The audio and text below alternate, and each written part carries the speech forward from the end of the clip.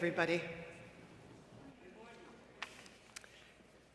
Thank you, Reiko Odelaine, for welcoming us into worship. That's right. Woo. Thank all of you for getting up and out into the cold, and I'm just grateful that this morning we welcomed you into a somewhat warm sanctuary as a reward for your journeys. Though I know many of you are keeping your coats and scarves on, I applaud that. I am Vanessa Southern. I'm the senior minister of this community, the First Youth Society of San Francisco. Oh, I see we have a squirrel today. Squirrels go in our pets section, Richard. I don't know if you know that that's the, well, it's all right. It's okay. You probably are all right. Probably don't shed. I am here on the chancel, completely upstaged, with Carmen Barsotti, our worship associate. This is a very festive Sunday. Richard, I think you're gonna have to sit in the first pew. I don't think you're gonna fit. Yeah. Oh, all right, here we go. Thanks to everybody who is making the festivities possible. You hear a little bit more about that. There's some in your order of service. Hi, girls, how are you? I want to thank everyone who's here, our AV team, to Jonathan and Eric, to our choir, yay, under Mark Sumner's leadership with Bill Gans accompanying them, to Linda and Dan and Angelo who gave you your program, and if you don't have one, they have them. If you're joining us on live stream, there should be a link for you to get a program so you can follow along. And to Christine and Diana who welcomed folks in, and to our building staff. I saw Dan and I saw Matthias, who's going to go home for 3 weeks to be with his family in Honduras, so we'll wish him a good and safe trip and return. And to all the people who are readying for the festivities after service, it is lovely to be together. If it's your first time joining us, if you have any questions, you can ask one of our ushers, and if you need anything, please ask them also. There are hearing-assisted devices in the back and large print hymnals. If you want to sit with your pet or with the pets, you can sit over here. Belle is there to greet you. If you want to sit in a masked-only section, to take care of your health, you can sit over on the other side, with my left of the sanctuary. And what we hope is that we all find and create space for ourselves in this hour to get ready for the week ahead and coming out of the week that we have just been through, which was a complicated week for some of our neighbors and friends. Our Somali communities are being maligned and under attack, just like last week. Afghans who are here in the country and who want to be in this country were the victims of some indiscriminate and retributive actions that don't parallel things that we do with other groups. I don't remember all white Oklahoman men being surveilled or forbidden to enter the country after Timothy McVeigh's actions. But it's part of this culture, that's growing accepted culture, that we resist, of marginalizing some. I want to, in that spirit, invite people who are interested to join me tomorrow between 3 and 4. I have details here, I'll leave them in the pulpit, for a march to support our trans youth and their right to gender-affirming care, the kind that saves their lives. That will happen in front of Sutter Health in Emeryville. So please, if you're interested and can join me, I'd like you to do so. I'd like to join with you and other clergy and leaders who are going to stand up for our trans youth so that they can be safe and well. In these ways, in so many ways, we gather to remind ourselves of what's important. That I am free and safe when we are all free and safe, that the divine spark resides in everyone, that we are called to lives of service and celebration. And in that spirit, in a world that is miraculous but sometimes hard on the tender, but resilient, thank goodness, souls that we are, we gather to regather ourselves, to nurture one another, to prepare to again pay witness in the way we lead our lives and the way we invite others to join us in leading theirs, to serve a world that serves what is good and what is beautiful and what is true in this life. In that spirit, we enter together into this hour of reflection and celebration. Amen.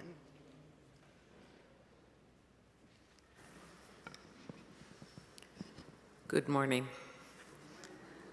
I invite you to join in the words of the chalice lighting, and if you're joining us online, please feel free to light a chalice or a candle nearby, and may we bring this light strongly into this world. So let us read. We light this chalice for the light of truth, the warmth of love, and the fire of commitment. We light this symbol of our faith as we gather together. Now I invite you to rise if you are able, and we will sing the song, Gather the Spirit, hymn number 347.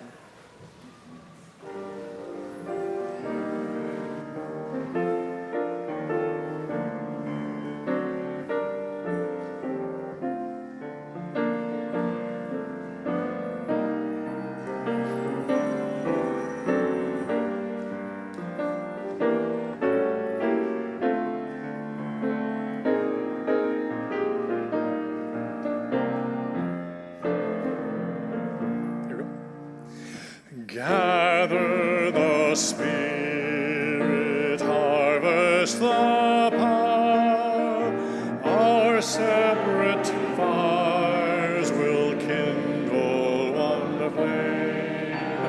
Witness the mystery of this hour. Our trials in this light appear all the same. Gather in peace, gather in thanks, gather in sympathy now and then, gather in hope, compassion, and strength, gather to celebrate once again. Gather the spirit of heart and mind, seeds for the sowing are laid in store, nurtured in love and conscience refined, with body and spirit united once more.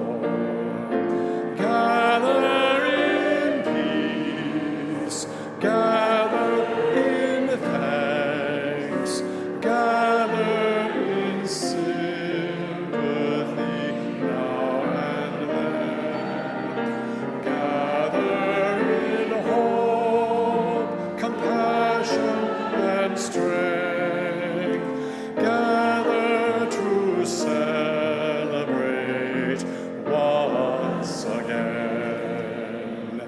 Gather the Spirit growing in all, drawn by the moon and fed by the sun, winter to spring and summer to fall, the chorus of life resounding as one.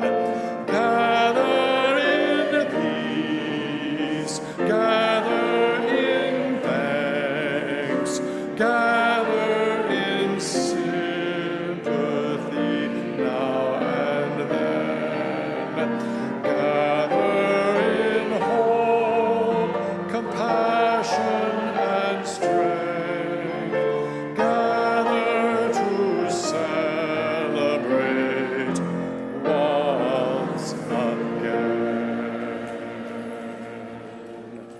Let's take a moment and greet one another.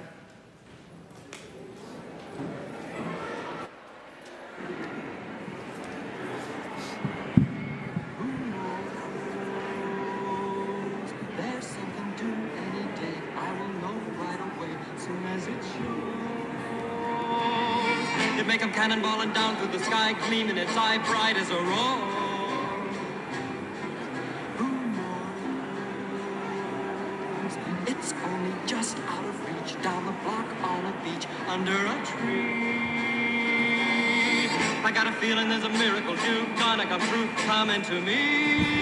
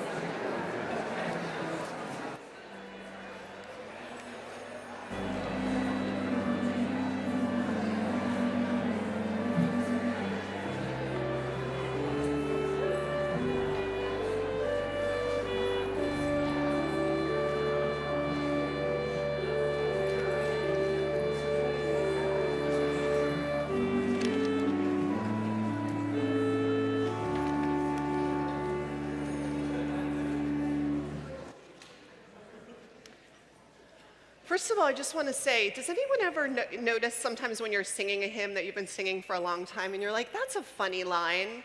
Does anyone notice in that hymn how it says, gather in sympathy, now and then? Such a funny line, now and then. What were they thinking? Anyway, just a moment, I wanted to share. Well, I just want to have a conversation, a little short conversation this morning about waiting, because this service, some of you kids are going to be going before we really dig in, so I wanted to pull us into a conversation about waiting and ask you, and I have my microphone, a Phil Donahue moment we're going to have together. If you don't know who Phil Donahue is, please, people who are my age or older, you can fill everybody else in. When I say the word waiting, I want you to share with me, and if you want the mic, you can, but you can yell it out and I'll repeat it too. What comes to mind for you? Patience. What? What were you raising your hand for? Come on, Miles. Milo, come on. It makes me think about just waiting to do something. Yes. Or like waiting in line. Do you like waiting in line? No. Interesting. Does anyone like waiting in line? Oh, Emma. Well, you're from England. I mean, I don't know. You're a different breed. Oh, I'm going to come back to you, actually, on that one. What were you? Do you like waiting in line? I do. Oh. One time I was, the voting lines were really long. And I had great conversations with people about who they were voting for and why they should change. You were not on your phone. You were paying attention to the people around you. Do you know studies have shown that random conversations with strangers have a disproportionate, long-lived positive effect on our well-being? So it actually makes you happier to have one of those interactions than to read a book that you're really loving if you're on a train or a bus or something. Isn't that interesting? All right, so there's those opportunities. What else do people think of when they think of waiting? What instances? What? Anxiety. Like what kind of, Gordon, what kind of waiting brings anxiety?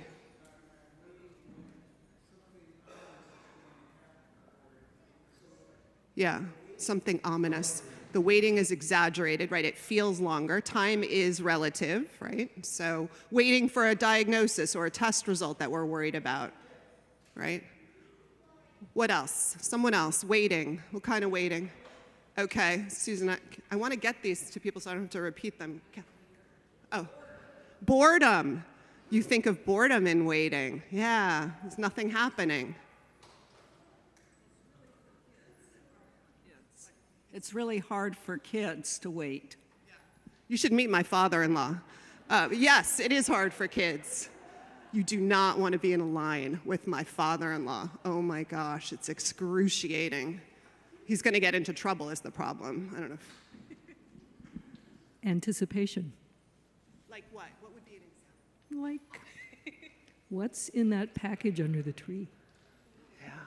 Yeah, what's in the package under the tree? Ooh. And it's almost always better, the feeling of what might be in the package, than what is in the package. Isn't it true? Like you kind of sometimes want to just wrap it back up because it's so fun to imagine. By the way, I just ran into Sierra Sparks here with her baby. Is this the first time in church? Oh my gosh. Thank you for coming. I feel like, yeah, this is so beautiful. Yay. The baby who had to spend a little bit of time in the hospital, as did mom, so we're really, really feeling blessed. Worth the wait.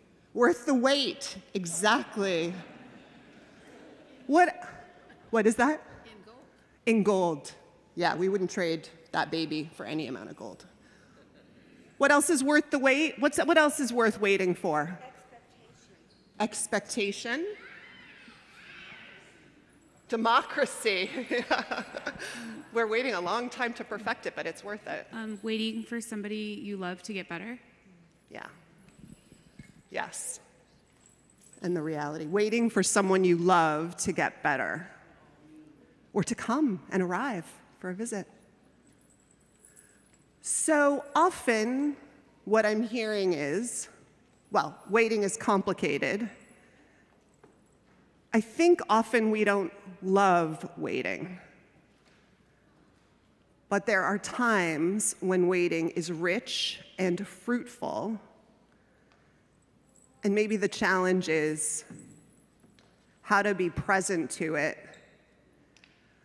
and surrender to it. Because often we don't really have a choice in those moments. And fighting it certainly isn't better.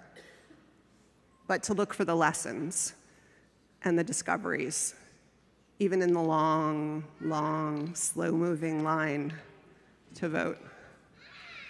Thank you for reflecting with me a little bit on waiting. See, and waiting to leave church, sanctuary can be frustrating.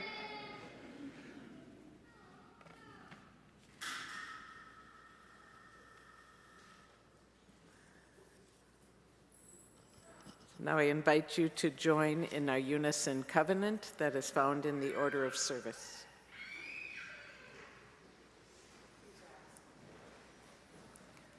Love is the spirit of this church, and service is its prayer.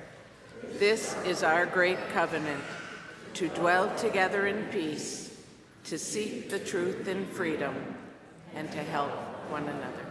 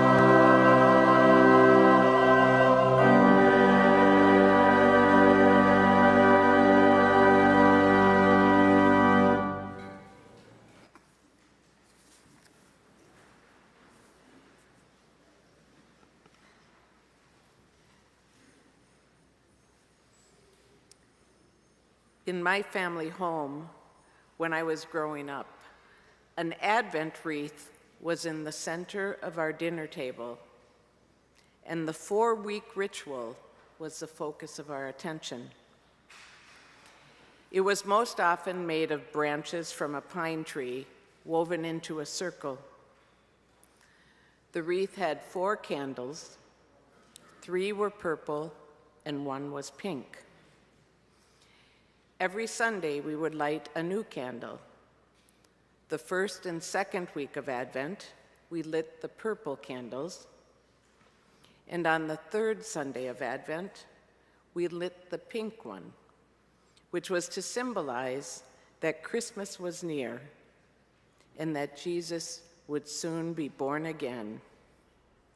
And of course, that Santa Claus was just around the corner. And on the 4th Sunday, when the last purple candle was lit, we knew the wait for Christmas was soon over. We had a book of prayers to accompany the lighting of the candle, and when we all got to the dinner table, one of us 6 kids, or my mom or dad, would read the prayer for the day, and one of us would light the candle.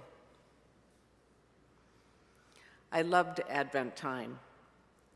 Despite the growing commercialization of Christmas, there was something steady and strong in the daily rituals of preparation and anticipation. The songs were quieter and mantra-like. O come, Emmanuel, or Patience, people, the Lord is coming. The readings were hopeful and descriptive of the life and light that would be born, not only in the Christ child, but in all of us. Prepare thee the way for the wonderful Counselor, the Prince of Peace. Awake from your slumber, arise from your sleep, for a new day is dawning for all those who weep, is one of the songs we would sing. I know for some, it can sound a bit warm, fuzzy, or like a Hallmark movie, but there was something, and there is something, in holding on to the hope of light and peace and wisdom coming into our lives and into this world. Sending out cards to family and friends with wishes for a blessed holiday and a happy new year, or buying something special for someone, or picking out a gift for children or adults who had very little, consciously giving money to organizations and individuals who were doing work we valued. In our own little ways, we were helping that hope, that light, that care become a reality, if only for a moment. It has been many years since I have had an Advent wreath. As I have moved around the world and lived with people with varying belief systems, as the story of the birth of Jesus that felt so real and literal in the early period of my life began to get more complicated, as I learned of and come to value the root celebration of solstice and other cultural rituals of this time of year,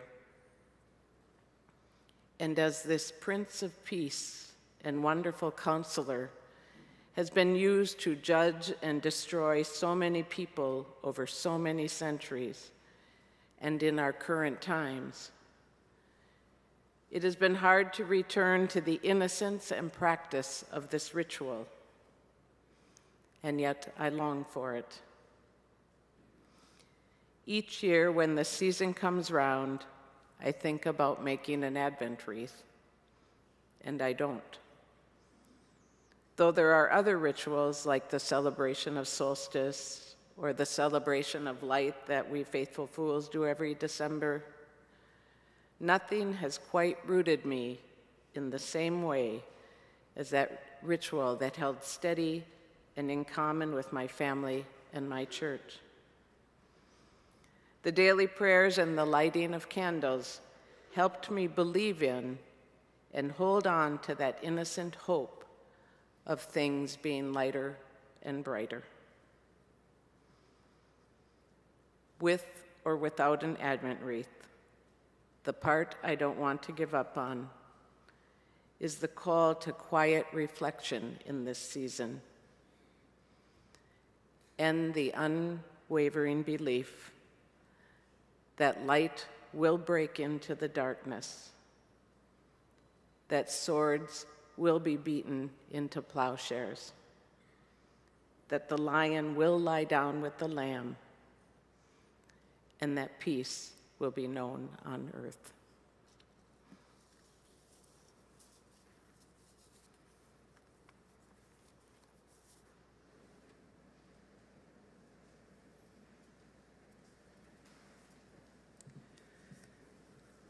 Our offering this morning in this Advent season is being taken to support the work of Planned Parenthood, an organization that's on the front lines of providing health and healthcare support to those who often fall outside the system and systems of support. And if rationality is one of the gifts that we're given, and in exercising it, we offer it back to the universe in gratitude and service, I want to call out one of the rational facts of the work of Planned Parenthood, besides all of the ways it supports general health and well-being, is that only 3 or 4% of its budget goes to fund abortions. And yet this is used to discredit and steer away funders and deny federal funding for something that takes care of, has taken care of so many. So we exercise love and reason so that all people can be cared for the way we ourselves would hope to be held. In that spirit, our morning offering will be given and gratefully received.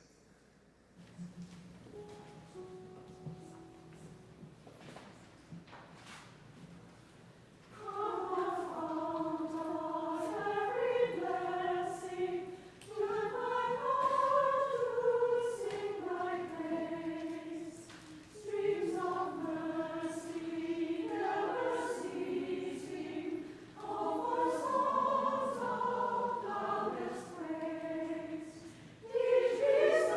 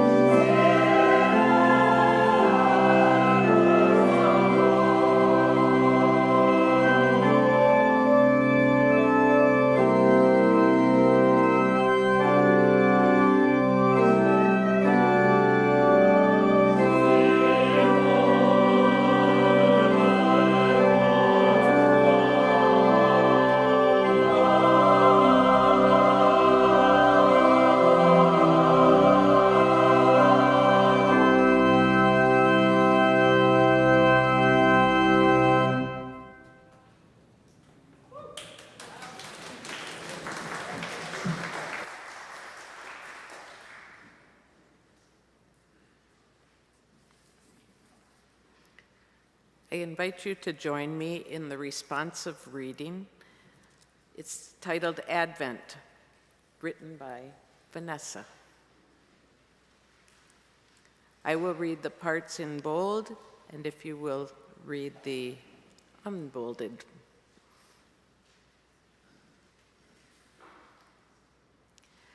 I couldn't hear myself think above the din of my surroundings.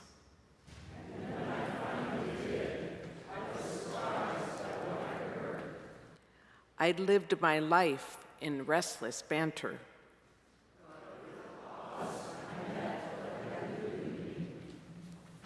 The part of me and her that waited to be born.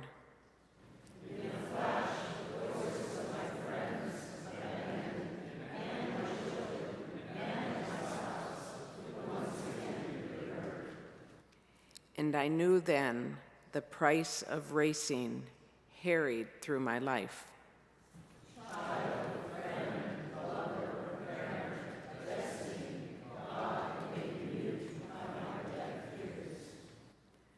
No better argument for staying still was ever made to me.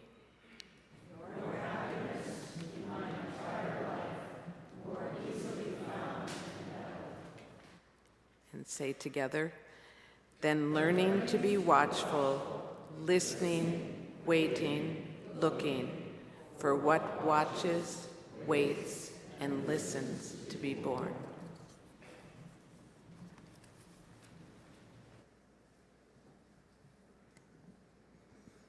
I invite us into a time of prayer and meditation.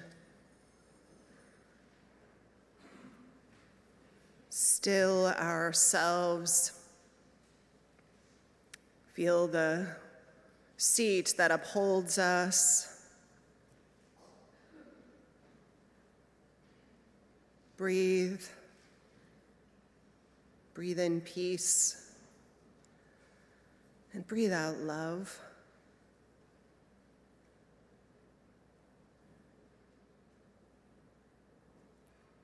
Call our attention to this moment on the forming edge of our lives. Watchful for what is not yet here. Maybe just around the corner, not yet visible, but we sense might be on its way.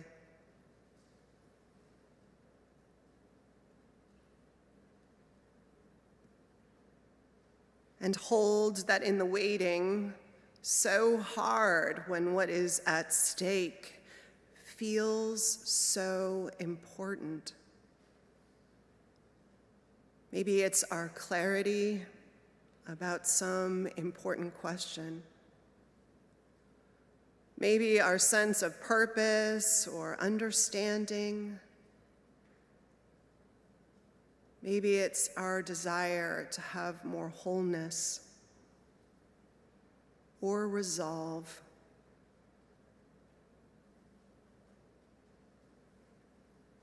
May we find that in the waiting there is wisdom.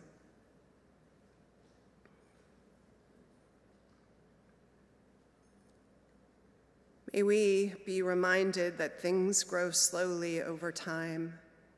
In the world, in us, that they take shape gradually into something fully formed.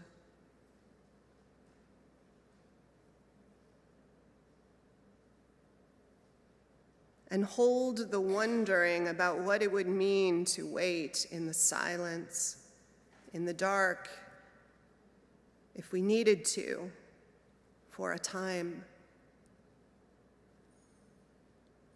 for a month,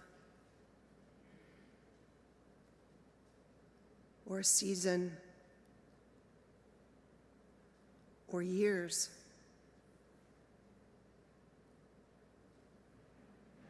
And in the meantime, make room. Clear out the attic places. Unpack all the feelings. Clear a place on the shelf for new ideas. Tie our shoes for the leap. Make space at the table for who or what comes.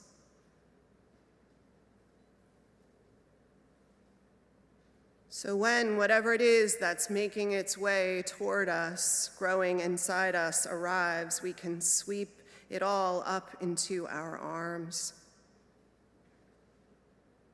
Because there's a place for it already set in our lives. And we know that having waited, we are ready to journey through this next part of our lives.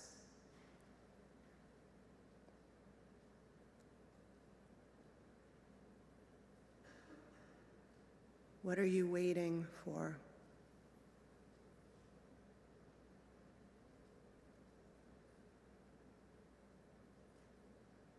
How can you make room for it?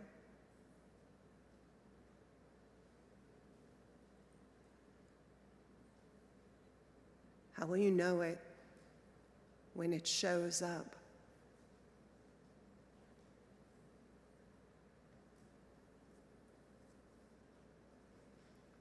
I invite us to hold these questions in the rich silence we make together. And in the silence, too, in a world that has too few places to hold grief and witness to it. If you have someone who is heavy on your heart or something, if you've lost someone, I invite you, if you feel moved to put your hand on your heart or rise, if you're able, or do both. In silent witness to that loss and heaviness, that we might hold it together. Let us enter into silence and shared witness together.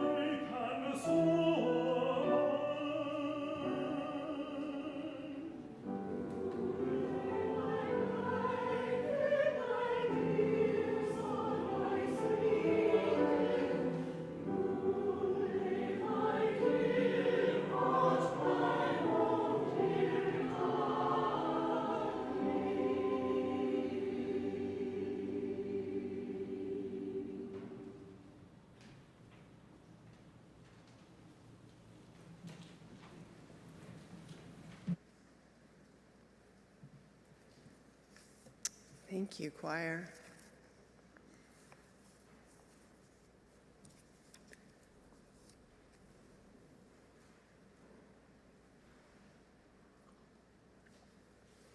Advent. It is one, excuse me for a moment. It is one of these old Christian church words. It's the one for this season that started last Sunday and will end at Christmas.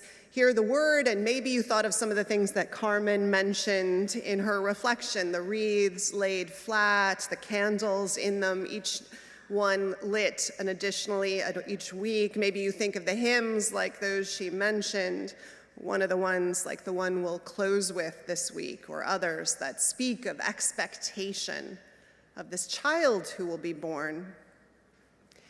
Advent is this season that's best understood through the eyes and experience of Mary in the story. She is the one who is most alive with the experience of waiting in the way we're meant to first think of it, whose body is doing the literal work of preparation. We enter into this sacred season, in this sacred story of Christianity, where she is literally preparing for the birth we sing about. Do we know seasons of Advent in our own lives, besides ones like this? I think we do. It's a lot less dramatic in San Francisco than, say, Boston or New York or North Dakota right now, but winter is a long season of preparation. And it cannot be an accident that Advent and Christmas get scheduled right around this time of the year. I mean, we don't know when the Christ child was born or died, but if you're in the Northern Hemisphere, this is a really good time for this part of the story. Did any of you ever learn in your studies or reading about this literary or theatrical device called the pathetic fallacy? You can bring it up at parties now.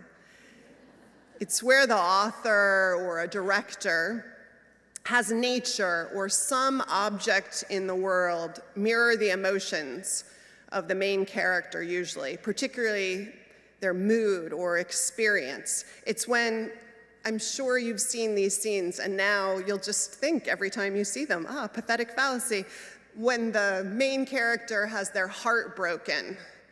And in that moment, the skies open and it starts to rain.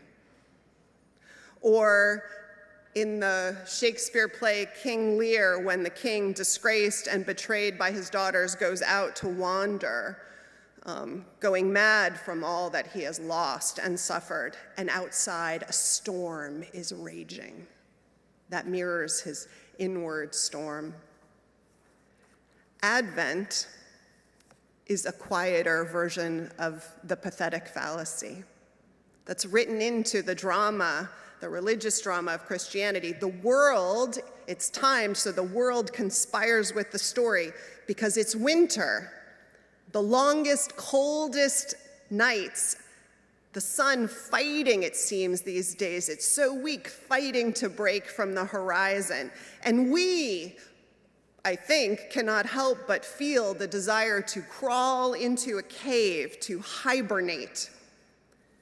And there is a sense of stillness all around us that settles, and maybe heaviness. We have our Blue holiday service on the 18th of this month to speak to some of the heaviness. And it won't be spring until we see some of the fruition of our waiting during this time when natural life is in retreat, but in the dark of winter, by December 25th, though it begins on the cusp of the 21st and solstice, we can start to see, if we're paying attention, the slightest evidence that we are turning back toward the light. All of this makes it a time when we can feel deep with stillness and wondering the unknown, the mysterious unfolding of what will be And Advent is about the times when we don't know what will come. Like during these darkest nights, not for sure, not until it happens. Sometimes maybe we wonder whether it will come, the thing we want or are yearning for. Maybe we feel something stirring, something just around the corner, like Arundhati Roy's famous quote, "Another world is not only possible, she is on her way. On a quiet day, I can hear her breathing." Or maybe we're in a moment where it feels more certain, more hopeful, that something is coming our way, beginning to take life, like the song in West Side Story that Tony sings. Could be, who knows? There's something due any day. I will know right away, soon as it shows. It may come cannonballing down through the sky, gleam in its eye, bright as a rose. Who knows? It's only just out of reach, down the block, on a beach, under a tree. I've got a feeling there's a miracle due, gonna come true, coming to me. Who knows? Could be. The air humming, 'cause something great is coming. Maybe tonight. Advent is these times. So Advent is also about how we make room, as Tony is, for what we feel is coming. We make room to listen for the world, the possibilities, as Roy says, that we can hear breathing and on her way. To figure out what it might be.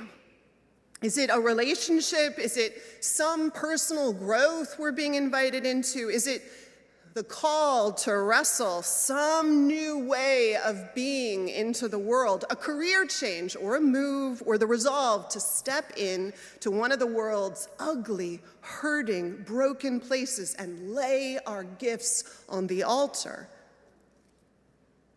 So many ways new life that's breathing and moving toward us can take shape.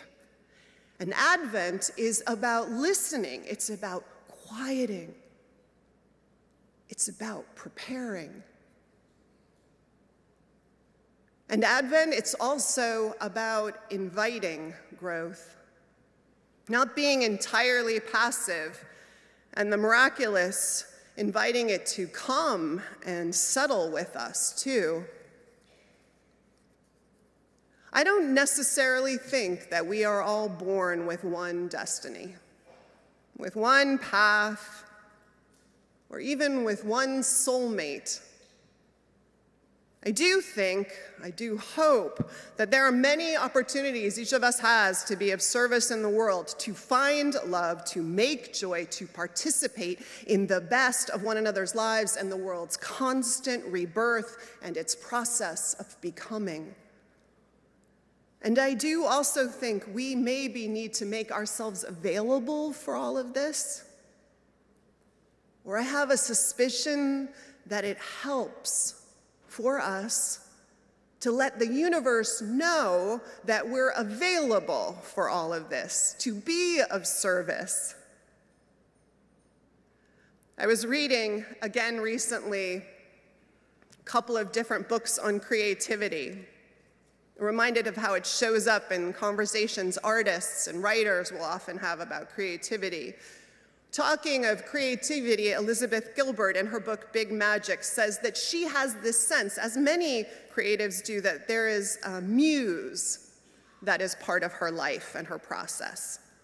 And that ideas get dropped down into her creative consciousness that she can either step into or ignore. But over time, she believes, they will find a place to be born if she is willing and can leap in and can cooperate with them into birthing something in the world that wants and needs to be born. Stephen King also has a beautiful short book on writing where he talks of the idea of a muse. His, as I recall, is a grumpy old man with a fedora smoking a cigar who stands in the corner. And he waits for Stephen, who comes in his practice every morning at the same time to the same desk, to show that this writer means business. So sitting at his desk, King says, sometimes he waits for 10 minutes, sometimes he waits for hours for the muse to begrudgingly walk over and stand behind him and participate in a shared process. But King has to show he means business. The theme of both of these is this idea of how we make ourselves available to the universe for its unfolding and what waits to be born. It reminds me of a quote from the Talmud that says, "Every blade of grass has its angel that bends over it and whispers, 'Grow, grow.'" So maybe we all have muses in life too, and angels whispering, "Grow, grow." Or maybe God or maybe Spirit is a bit like music that's playing all around us, like it sometimes plays in the background of a meal we have in a restaurant with a friend. But the kind of music that if you're having a conversation or if you're busily distracted, you're not consciously recognizing what it is it's singing into your ear. And in that way, spiritual practices and ritual are not hocus pocus or balderdash created by simple people for simple minds. They are simple for sure sometimes. They are simply structures you and I, put in place, things we do to scaffold our days, the seasons of our life, our years, that we might make our hearts open and that we might find a way to quiet, to force ourselves to remember and ways to quiet the noise, to listen for that whisper to grow. And often what meets us when we practice ways of listening and readiness isn't faraway rumbles of some God-sized feet, but it's the part of ourselves, like the reading today, that's made mute by our own frenetic pace and distracted self and so much else that works against listening and opening. And Advent, then, is this beautiful ritual season with a story of something quite literal that wants to come into the world and be born, a child, the blessing of each child, but of course, something more spiritual that waits to be born also, hope, challenging truths, invitations that will be spoken and enacted in a life that invite us and show us how we might be better, what we might ask ourselves to do in our relationship to one another and the world and the powers that be, that this child will bring into the world with him, that all children potentially do. Into this season of cold and darkness, of quiet and more stillness, perfect timing, we enter the posture of Advent.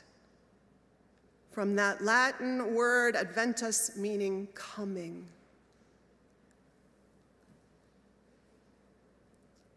And how can we know then what it is that comes or wishes to come into our worlds, that we might participate in its birthing into this world?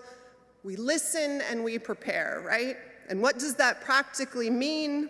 First, we can try intentionally stripping some of the busyness and distraction out of our lives, more than even winter does naturally for us. I think that can feel unnerving if we are used to being perpetual motion machines. So maybe part of what we listen for as we strip things down and make them quieter and simpler is what fears and anxieties come up for us when we stop frenetic living. And then we continue to do all of those things that allow us to listen and pay attention. I bet each of you know when and where self-knowledge and epiphanies most often find you. Go there. Do that. Second, just like an expectant family not only waits, but they prepare, we prepare ourselves in these seasons. We imagine what it might mean, what we might need to be ready. Families, like Sierra's, acquired some practical items, got some lessons about how to change a diaper or burp a baby, got wisdom, garnered it from those who had been on this journey before, rallied loved ones to be around and extra support, and in a circle that also was part of the preparation, come who and what may, to be ready with them, and we do likewise. If it's a new relationship you and I are preparing for, maybe there's some old baggage we need to unpack. Maybe we book some time with a therapist. Maybe we know we aren't good at conflict, so we study up a little and learn a few tips. Maybe we try to pay off our debt and be more fiscally responsible, double down on sobriety, all the things that make us, prepare us to be a better life partner or friend. If it's a job transition, we book time with a career coach. Ask people how doing what they do feeds them and where they resent the hell out of it, what an average day looks like. Strip away the wishful thinking and find out whether their description is something that we think we would find joy and fulfillment in. The point is to ask,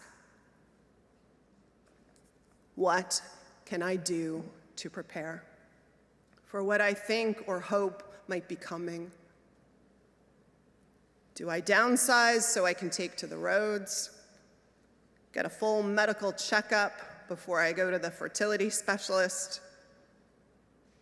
Maybe spread the ashes and lay the memorial stone because sometimes you have to honor endings to invite in new beginnings.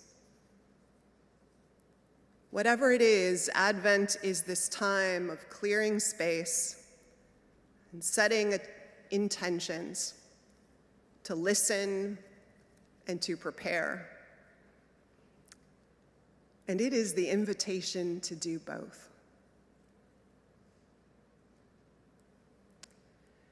As we talked about earlier, we have to agree and admit that waiting can be hard.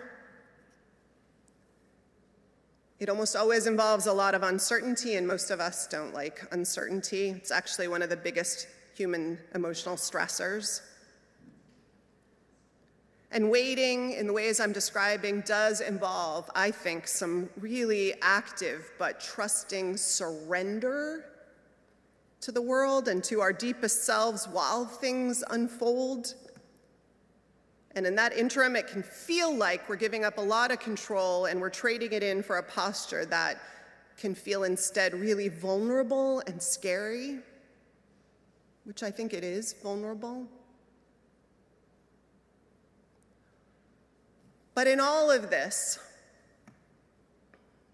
let's put around all of it the container that nothing of value is ever really born, like Venus in that Botticelli painting, full-blown, born on a half shell from the ocean. You and I, each of us, we came after billions of years of stardust and matter and light exploded and simple cells developed into more complex life, and we began with 2 cells meeting, and 10 months of these beings taking shape into us, and all the years since. A book is written a word at a time. A career starts with a person who really should have imposter syndrome.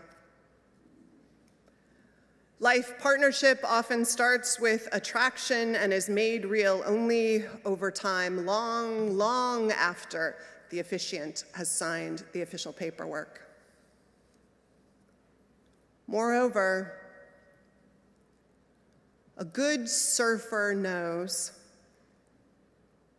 that even after a lifetime of practice, some days you still have to wait a long time in the ocean to catch the wave that brought you out there. It's not like the waiting and preparation in some ways for any of us ever fully ends. A good life. To live one, we will practice our way, pray our way, breathe and sing, and stumble and dance our way through 1,000 Advent seasons. In all the ways they show up for us or we invite them in. So each year, one religious tradition hands us an opportunity and a reminder to do so. Because life, my friends, life is always waiting to be born. The muse waiting to hand us our creative part of the world's unfolding, and the angels bidding seeds wherever they land to grow. In that spirit, may the blessings of this season again and again and again be ours. Amen. Let's sing together, if you will. Rise, and as you're able, and join me in body and spirit singing hymn number 226, an Advent hymn, People Look East.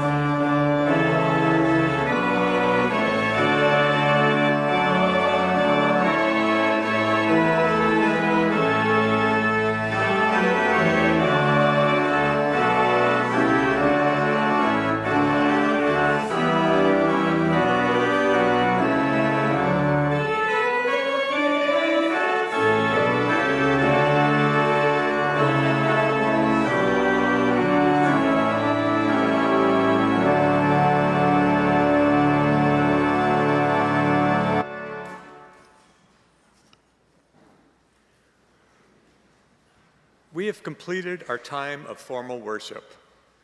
Now we need to wait no longer to gather in community. I'm Galen Workman, moderator of the Board of Trustees, and I'd ask you to please check out the events, presentations, and opportunities to get together that are listed in the order of service and in the Flame newsletter. Most importantly, we have arrived at the time to celebrate the season together by enjoying the holiday fair.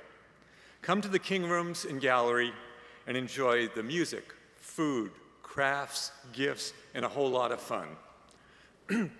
Excuse me. Personally, I rely on the fair to supply our household guests with ginger snaps and our home with a seasonal wreath. I look forward to learning what elegant items you're waiting to find at the fair. I would also like to second Vanessa's invitation to tomorrow's 3 p.m. march in Emeryville for gender-affirming care. And finally, I would like to also invite you to come to the Board of Trustees meeting this Tuesday starting at 6:30 in the Fireside Room or on Zoom. You'll hear Asani Sewell's update on the actions of the Society's Journey to Wholeness activist at 7 p.m., and we'll talk about banners, preschool space, authorization to perform weddings, money, and more. So now let's celebrate being in a loving community. Let's enjoy the holiday fair together.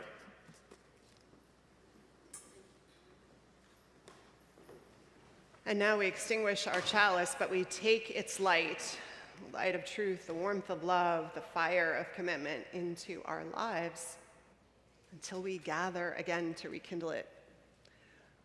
Let's join hands as we say our benediction.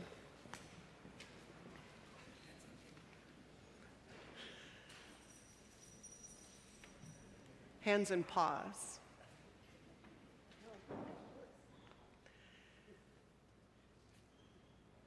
And now in our comings and our goings, may the light of love shine upon us. Out from within us, be gracious unto us and grant us peace. For this is the day we are given. Let us rejoice and be glad in it. Amen.